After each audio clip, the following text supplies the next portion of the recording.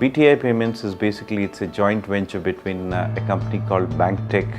It's an Australia-based white-labeled ATM operator, and that's when they actually got ICICI Ventures as a joint venture partner. So we are essentially BTI Payments is a joint venture between these two companies, fundamentally set up with an aim of rolling out white-labeled ATMs in rural India.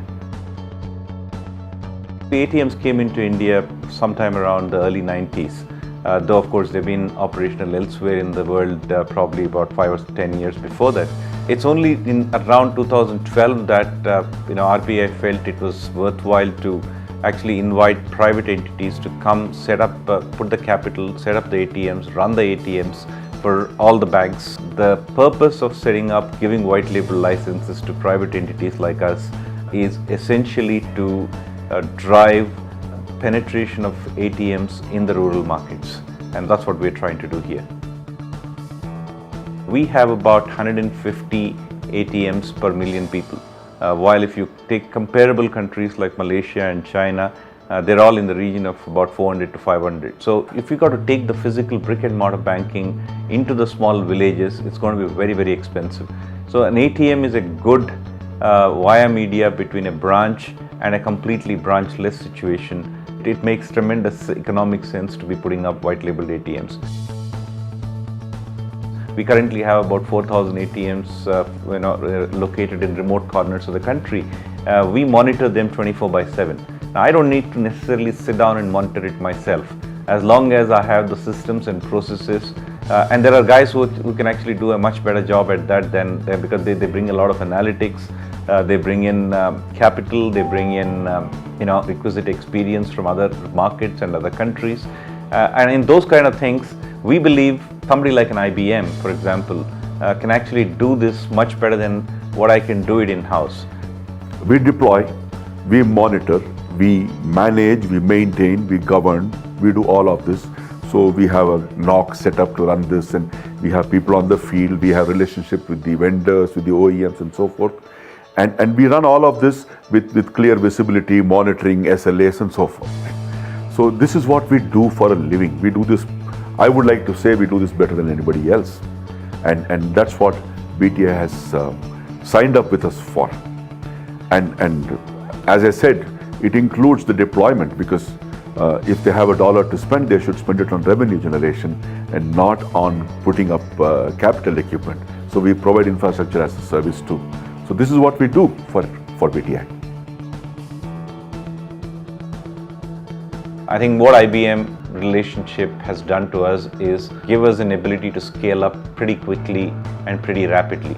Let's say if on our own, if we were capable of rolling out maybe about 200 ATMs or 300 ATMs per month, we believe with IBM's partnership, we can actually scale it up to maybe 1,000 ATMs per month. IBM is no stranger to the ATM business. With 120 plus thousand ATMs under our support worldwide, we are probably among the biggest as a managed services provider. What's unique to IBM also is that we are probably the only managed services provider who can support the entire infrastructure, the technical infrastructure of the bank, including ATMs, under one umbrella. Our experience so far has been very, very satisfactory, and I think what it helps a startup company like us, it gives you the scalability, overnight. If I have to scale it up, for me to sort of set up a managed services center, A, it's very, very expensive to start with. B, we are not BTI Payments is not a well-known brand name to start with for probably attracting good quality or good people. So it made sense for us to both from a scalability perspective and also from harvesting human capital perspective. It actually made tremendous sense for us to choose somebody like an IBM. At one level, we bring the value that IBM always does, which is accountability. We make sure that we meet and exceed our contractual commitments. So availability, transparent processes, ability to scale, these are all capabilities that we naturally bring in to any business that we do, being who we are. ATM in particular is a technology which requires high availability, which requires that the complexity be hidden from the client, because the client's primary business is not about managing technology.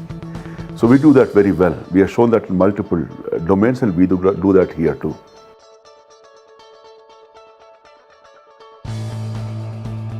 Let me first take it from two perspectives.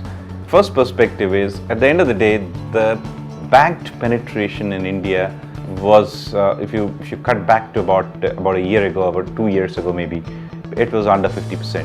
Now, what demonetization has done is, it has taken almost that 14.5 to 15 trillion rupee cash which is sitting, it's all brought it back into the banking system. So today the bank accounts are flush with this money. The accessibility of banking channels, be it a bank branch, be it an ATM, be it a micro ATM, that still is a question mark. So I think there is a lot of emphasis being put even by the government to actually drive the penetration of banking channels in the rural areas, especially in the rural areas. There is a gold mine of data that actually we are generating. We are generating every day tons and tons of data. For example, in the month of October, we did almost about 10 million transactions. Now, imagine doing 10 million transactions, analyze that into insights using Excel sheet is going to be quite cumbersome. So a whole lot of IBM Watson is being weaved into the ATM. There are a slew of analytics requirements and capabilities that we are bringing to the table. Predictive maintenance is one that comes immediately to mind. ATMs, after the second or third year of deployment, tend to have increasing failures, and predictive maintenance is a big part of making sure that you can kind of foresee what is going to go wrong and take preemptive action rather than reacting after the machine goes down. That's predictive. These are all variables which make a lot of difference to how you would plan your cash in such a manner that you don't have too much cash stashed up in the ATM. At the same time, it doesn't run dry and leave your customers without money when they need to draw.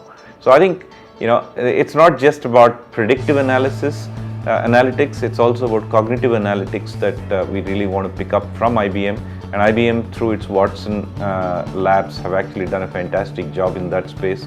So one of the things that we definitely would want to sort of look at as we move forward is to bring the analytical capability, analytical power of IBM into what we do in our business. So that's how we see this business actually driving into a win-win operation.